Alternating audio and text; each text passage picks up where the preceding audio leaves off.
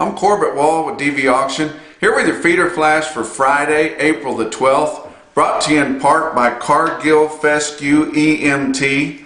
Tall fescue, a dream to grow, but for cattle it can be a nightmare. Fescue EMT is a new mineral defense with end-of-fight management technology, research proven and backed by expertise of Cargill Animal Nutrition. It's uniquely designed to help defend cattle against the challenges of grazing end-of-fight infected fescue while improving growth and overall performance. Make sure your cattle are prepared for the threat. Learn more at fescueemt.com. The pork rumors have been confirmed.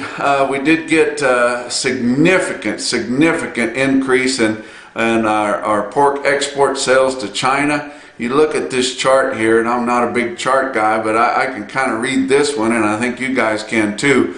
But our weekly pork export sales to China nearly 3 times more than any other time in history. And this all comes back to the disease problems that they're having there, and we don't know how bad it is. We keep getting different kind of reports out of there. We're not sure. We know it's bad. We heard, maybe their herd's down 16%. Maybe it's closer to 30. Maybe they kind of got it stopped. Maybe they don't. Maybe it hasn't gotten into their biggest facilities. Maybe it has. We don't know. But this is a very good, positive thing for protein in the United States with this impressive report of beef export sales to China. At the same time, our beef exports are not too impressive, and one thing that we're really suffering there is we're not selling nearly enough to Japan, who normally represents about 25% of our exports. But I was talking to my good friend Jesse Larios, who runs Foster Feed Yard in Southern California there. He did an interview this week talking to the Japanese media about beef imports for them coming into their country, but it all hinges on the Japanese free trade talks that start Monday. Now, the TPP deal that Trump got rid of, beef was one of the few things that was really a good deal for. We were going to have tariff-free trade with Japan for our beef products, and they wanted them, and we've got a lot of competition from places like Australia that also has high-quality beef, and their tariffs for them are not nearly as bad, and they're sopping up a lot of that beef business into Japan that we would really like to have, or at least have our share back from. But hopefully great President Trump can get this deal worked out. He's been working with China here all week, and now working with Japan, and that was his whole deal, was getting trade talks done one-on-one with each individual country, and we're hoping he can get that deal done and make it a more fair, more free trade for the beef products. But I really appreciate Jesse Larios straightening me out on this. And I tell you what, he is an ambassador for the cattle industry in California and all across the United States. But he's in California. We need more people like him on board with the cattle industry, and especially out there out west where we've got so many fruits and nuts. But let's talk about the board for Thursday. April live cattle futures up 12 cents at 126 even. We didn't see a lot of gain there, but it did stave off the pressure from the 37 deliveries that hit home early in the session there, and might be more of those deliveries coming on because we're still working with a Southern Plains market that's 124. But June live cattle futures up 47 cents at 120.42. April feeder cattle contracts up a quarter at 145.42, and May up 62 cents at 149.85. Your fat cattle trade was very quiet on Thursday. The last few weeks we've been seeing a lot of Wednesday, Thursday trade. Now we did see some Wednesday trade this week. Southern Plains pretty much cleaned up at 124, which was steady. We started to see some Northern Plains trade about steady from 127, 128, and 204, but didn't see that much of it. We've only sold 31,600 head so far in the 5-area feeding region. And Thursday it was extremely quiet.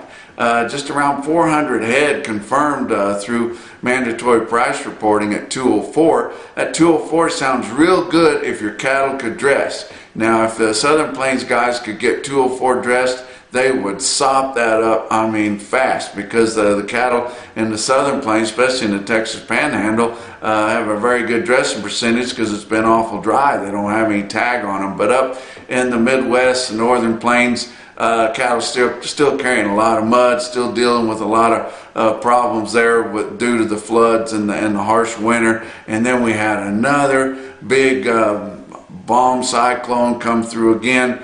Middle of the week here, towards the latter part of the week. It did spare the worst brunt of it off of the worst hit areas of the flood in Nebraska and Iowa. A lot of it was up in South Dakota. Look at this picture of this tractor that I stole off of social media. That those people had been mowing the grass with that tractor just 2 days ago at 65 degrees. And now it's covered in snow as 30 inches of snow come through. A lot of whiteout conditions opposed to earlier in the week down here in the Texas Panhandle. They had brownout conditions with blowing dust, caused kind of a pile up between Plainview and Lubbock there on I-27. But I tell you what, this deal moved through has been a misery. But they are expecting things to turn right back around. It's getting late enough in the year now where the temperatures are going to warm back up, and luckily the worst of the moisture was not in the worst of the previously flooded areas or the still facing the flooded areas. And do not forget to get on dvauction.com and bid on that Nebraska Cattlemen's Relief Fund auction there. It's a time sale. It's good till the 22nd. And don't forget, Alma, Nebraska is having that replacement heifer that's donated to sell at 1 o'clock, I believe, at Alma Livestock Auction. You can also bid on that at dvauction.com. Look at your box beef cutout values. Your choice cuts down 22 cents Thursday afternoon at $228.83. Selects at $219.95, up 33 cents. Your slaughter kind of got disappointing here late in the week due to the misery conditions up there in that spring snowstorm that come through. When it's a whiteout, you can't move. So we lost quite a bit of slaughter there. 10,000 off of what typically would be on a Thursday. So 471,000 through Thursday there. That's 6,000 off of last week and 7,000 off of the same week a year ago. And whether they can make any more of that back up on Saturday's kill, we don't know. Your actual slaughter information for the week ending March 30th come in. We got back to 865 pounds on your average dressed steer, back down just 1 pound from the previous report. But let's look at some of your feeder cattle markets. Real-time index on Cattle Market Central late in the afternoon on Thursday sitting at 144.24. That was up 49 cents compared to the previous day.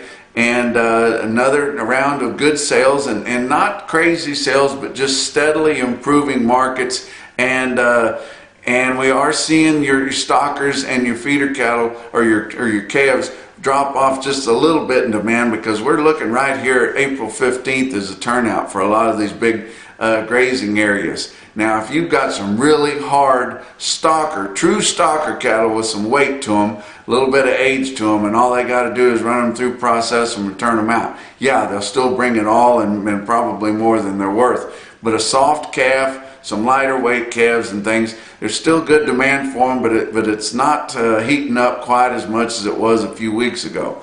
But surprisingly good demand for straight up feeder cattle. Even though a lot of our feedlots in the Northern Plains still dealing with the mud and the flood and all that, but good demand.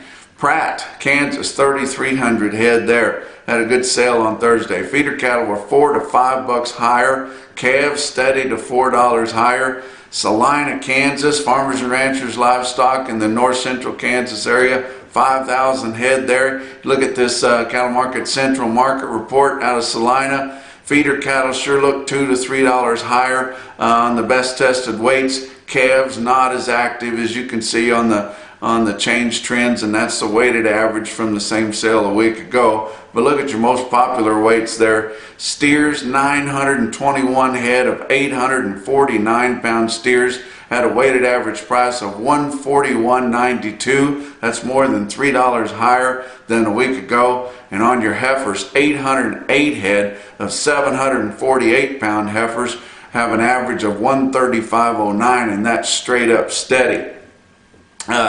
Look at a sale out of Western Video that happened on Wednesday that I didn't get to you, but had a good sale there at Visalia, California, one of their specials. We're happy at DV Auction to be partnered up with Western Video Market and taking their online bids for them. But look at this sale, probably your top yearling sale on Wednesday out of Western Video. The Maxwell cattle, they're all black Oregon cattle there, had a load of them, 60 head, to weigh 810 pounds in current delivery right here in the next few days. These are non-hormone, verified natural cattle, load of them weighing 810 pounds at 153.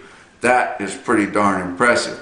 Look at another good sale. Clarinda, Iowa, brick and mortar sale there in southwest Iowa. 61 head of 825 pound steers on Thursday, bring 147.60. And the top sale, Billings, Montana, 53 head of 610 pound stocker steers, bring $179.